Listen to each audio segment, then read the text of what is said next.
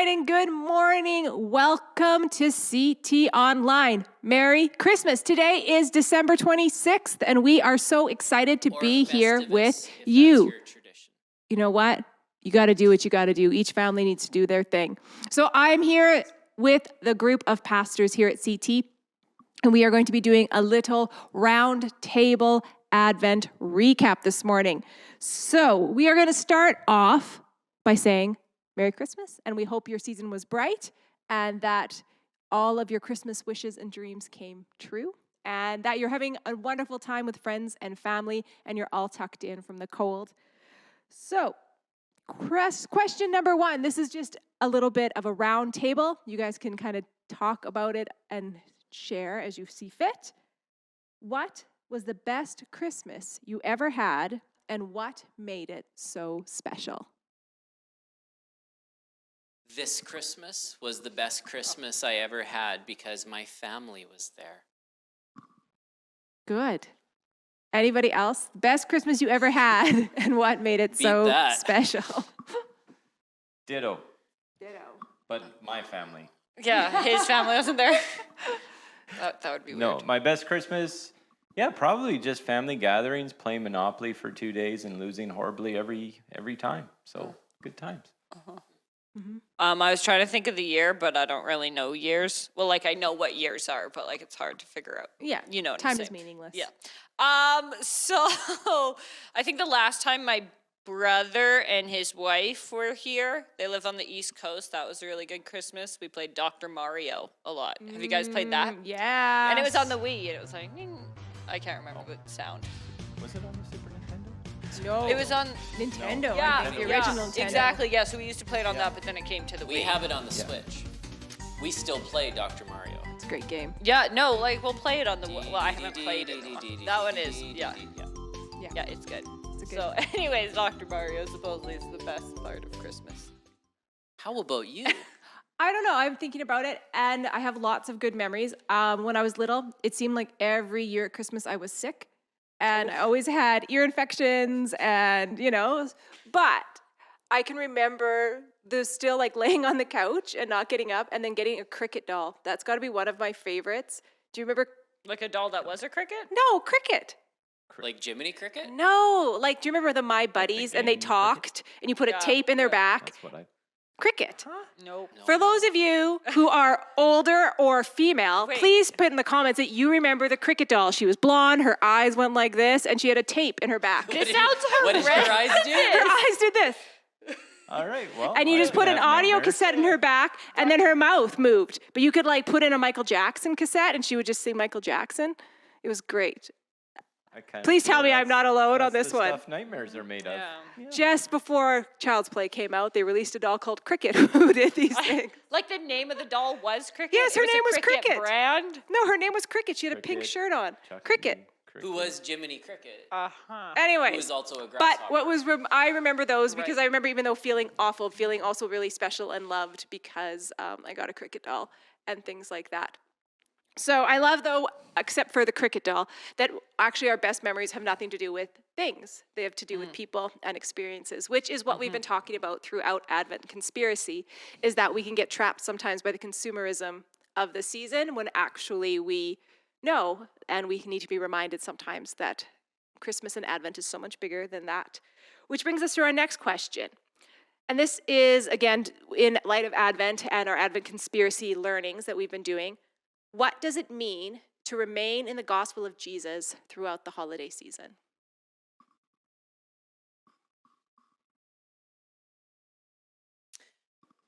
I think it is finding ways to not be consumer engaged, but to be present with our family, as Charles talked about in his session, but to actually think about needs beyond the borders of our house. And to think about the needs of the people in our community. And if you could make Jesus a verb, to be Jesusing constantly through the Christmas season. And I think that's what draws us into the Nativity. That's what draws us into Bethlehem, is being present with ourselves, but being present and mindful that people around us need Jesus. And how can we be Jesus to them constantly during the Christmas season. Good. Additional thoughts? That was good. That was good. What That'll he said. preach. No, I'm just Yeah, kidding. that'll preach, right? That did preach. Yeah. Pastor Michael had spoke at one point about being mindful, and I think that was really good. Because right, you do this Christmas thing year after year after year, and it just becomes kind of, yeah, okay, we've heard this story, whatever, or yeah, I buy these gifts, and this is, as you had said, like the transaction of the relationship and stuff is sometimes what we get into. But what is the real story? And getting back to kind of like, I guess you could say, the grassroots, or what's the point of what we're really doing? Yeah. Like, why do we celebrate? So, yeah. Yep. Yeah, I think just stopping for the one, just being aware of your surroundings, where you are and the people around you. And there might be just that one person you just get highlighted to you, or you get that tug in your heart, whatever it is, to just go over and say, hey, how you doing, kind of thing.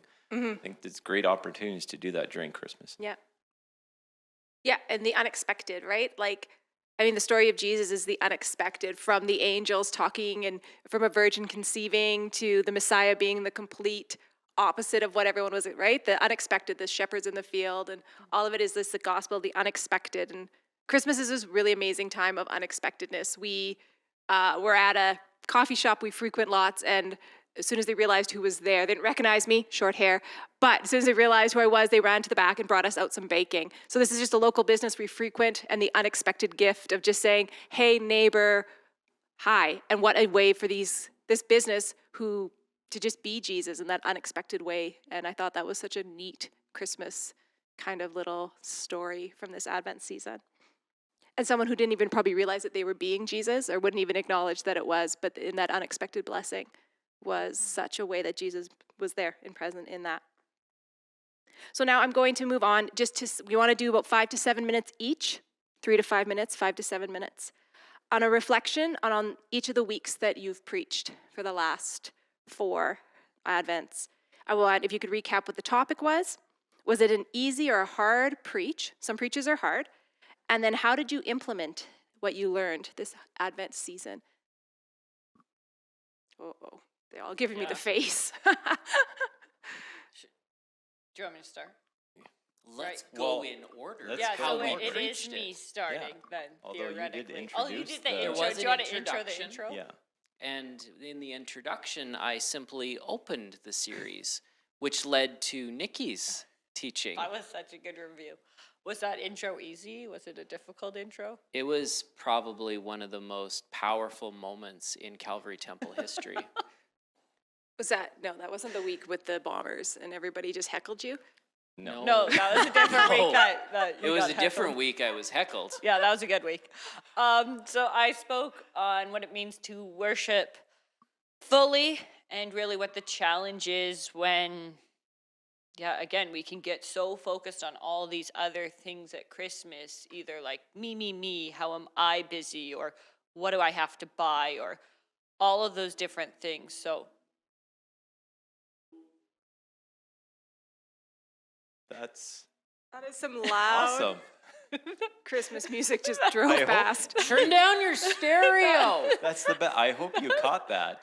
That was pretty great. Okay, carry on. I think it was like Boney M. Christmas album just was drove really past us weird. really loud.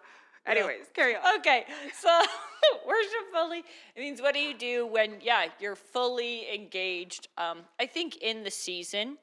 And so many times I was challenging us with, when we think of worship, we just think of, singing songs. And although that is a way to worship, how can we worship kind of in every different aspect, and especially at Christmas? And I know for me, this was a hard one because Christmas is a season I don't love.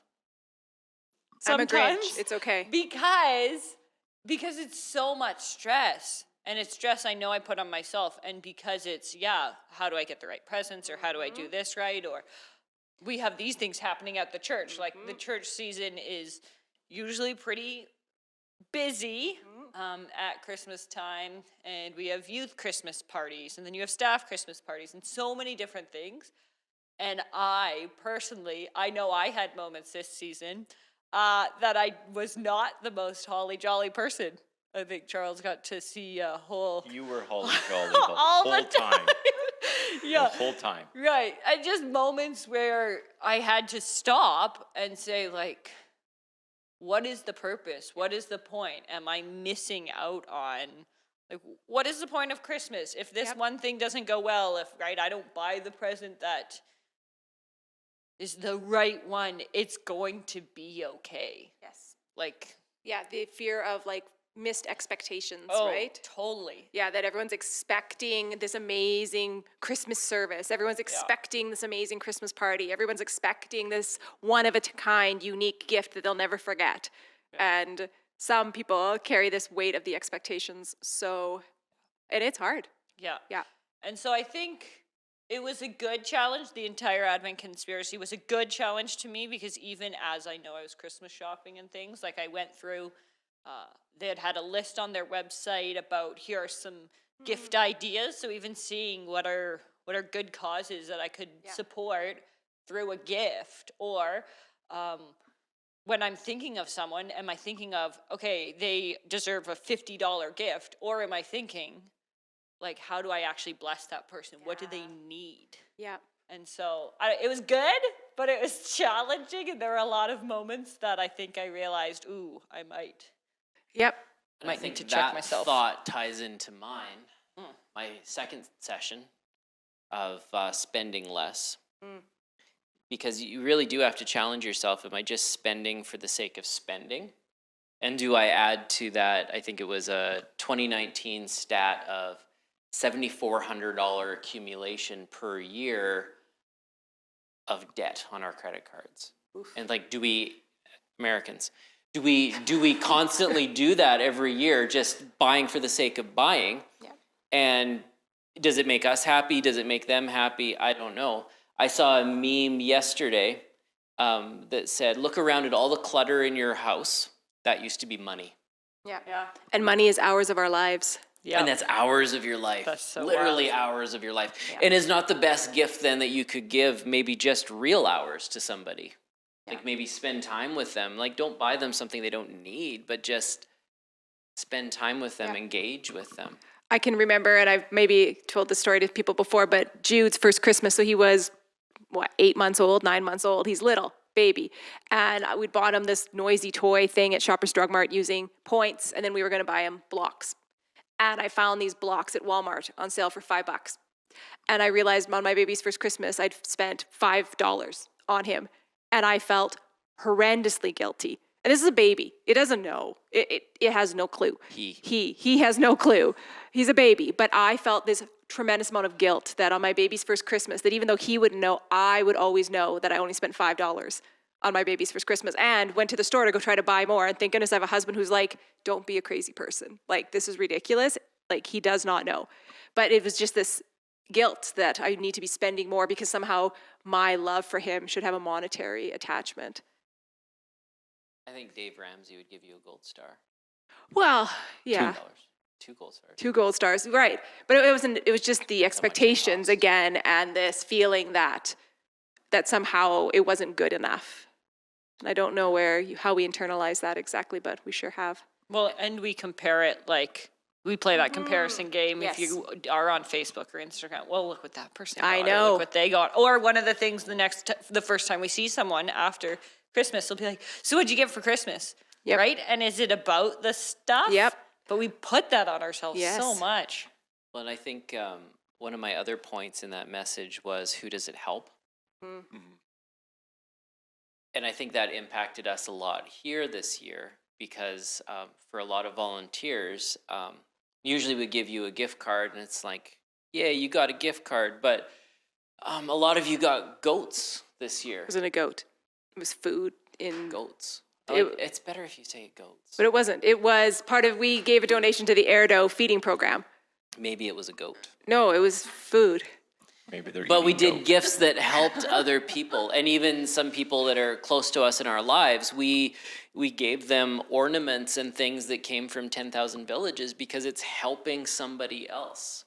We Yeah. don't need more things. Conscientious spending, right? And social responsibility and As those North things. Americans, we don't need more things. No, Really. no. I not like your message because it talked me out of that really fun I'm still a little upset about it. But it was good. Honestly, as soon as I picked it up, all I heard was Michael Fisher, do you need it? Who does it help? And it went back on the shelf, and I went and got my groceries. And I actually felt good inside. There you go. And the message itself even convicted me. My phone died, and I had to get a new cell phone.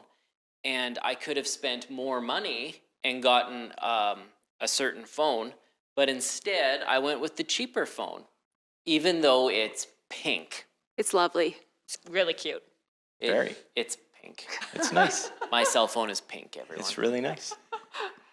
Yeah. It was cheaper. Yeah.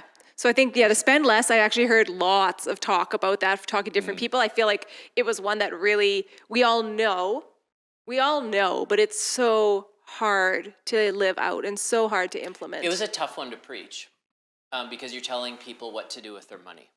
Like even from a discipleship standpoint, like it's a very important discipleship piece, but it was hard to tell people what to do with their money. For sure.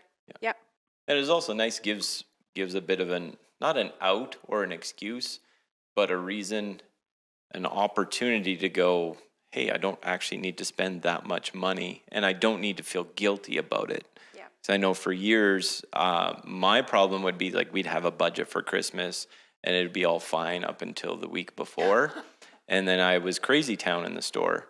And this year I was like, no, I shouldn't do that. Even though every year my wife's like, Charles, we got all their gifts. They're all good. They're, like they don't need more. I know. But Yes. go and do that. And it was good. And then, mine was to give more, which I thought right off the top was going to be just completely opposite. But it was just, to me, what I got out of it was really just being present and giving more of yourself and being more conscientious, can't say the word, of people around you, and to look at gifts as an extension of a relationship as opposed to that transaction because I got to get you a gift because why?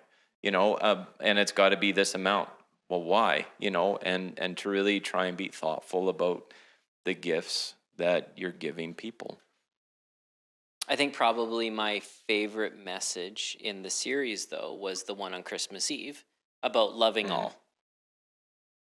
It was the shortest by far, as like this little 10-minute sermon package, but because it so pushes on us as Calvary Temple, we say we're here to love God and love people, but it really pushed on that we're doing both through the Advent season and even through this series, that we're pulling on ourselves to give more to people in ourselves, in our time, spending less, but we're also honoring God by doing these things. Yep.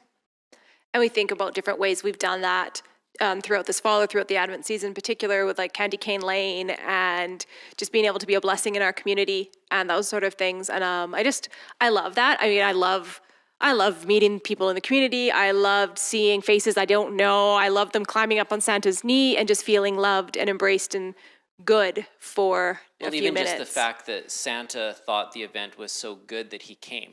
Well, I mean, that was a huge honor. Right. Took time out of his schedule. Right, this time of year. And he's busy. Time crunch. But yeah, and just like, right, like, but loving people in more than just a theoretical or like a theological way, but to actually show Brandon that we love them, which is pretty cool. One cookie bag at a time. One cookie bag at a time, yes. And the cookies were delicious. They were delicious. Yes. All right. So we're just going to kind of move into a bit more of our closing. I'm going to read 2 little scriptures here. And while I'm reading them, we can all think about this.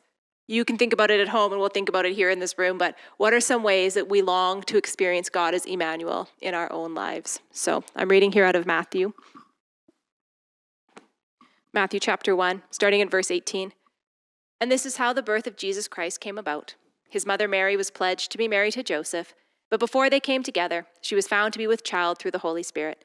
Because Joseph, her husband, was a righteous man and did not want to expose her to public disgrace, he had in mind to divorce her quietly.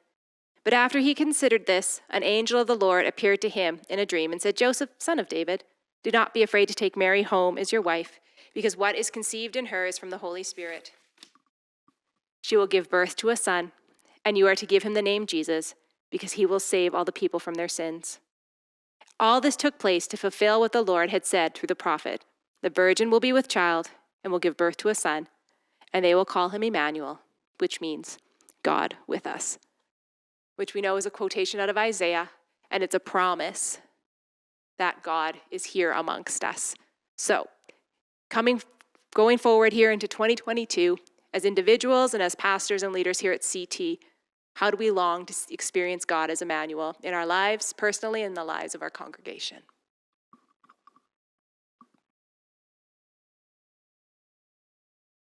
For me, I think it's just that genuine understanding of how much Jesus really, really does love us, and letting that really sit deep in our hearts.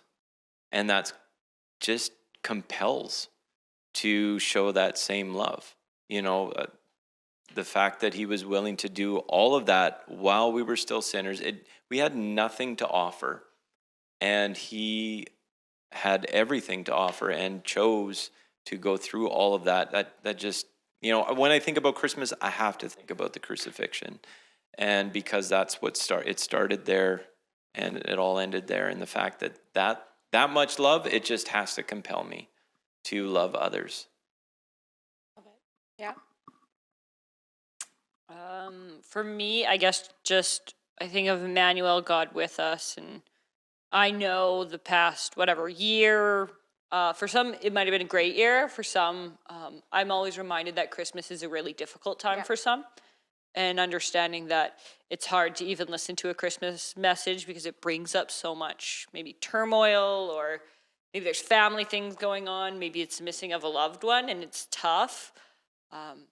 And I always like to remember that God is peace, and that Jesus came and he brought peace. And really thinking of when we say Emmanuel, God with us, he is with us in this next year, in the highs, in the lows, bringing peace. He's not going anywhere. He is stable and he is faithful. Yeah.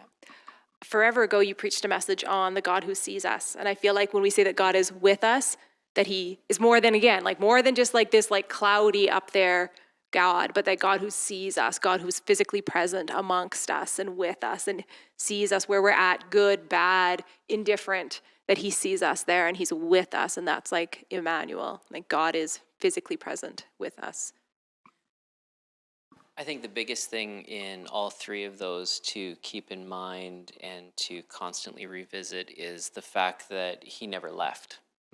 Yes. That the Spirit of Jesus is still alive and well on planet Earth. It wasn't a visitation for that 30-some year period. It was an inhabitation, that the Spirit of God, the Spirit of Jesus, as the Scriptures tells us, is alive and well on planet Earth.